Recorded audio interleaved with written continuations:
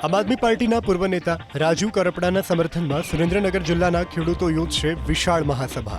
આવતીકાલે મૂળી તાલુકાના ગઢાત ગામમાં કિસાન ક્રાંતિ સભાનું આયોજન કરવામાં આવ્યું છે।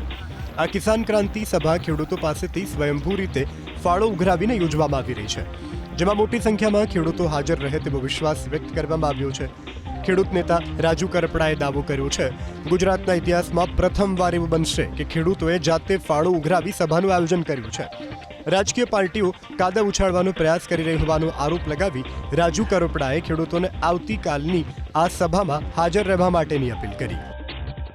આજકાલ રાજકીય પાર્ટીઓ આક્ષેપો કરી જો પોતાની પાર્ટી સાથે ખેડૂત આગેવાન નથી તો ખેડૂત આગેવાનને ખરાબ ચિતરવાના પ્રયત્ન કરી રહ્યા છે। હું માનું છું ક્યાંક ને ક્યાંક આ ષડયંત્ર ખેડૂતનો અવાજ દબાવવાનું ષડયંત્ર છે, ક્યાંક ને ક્યાંક ખેડૂત આગેવાનને ખતમ કરવા માટેનું ષડયંત્ર છે।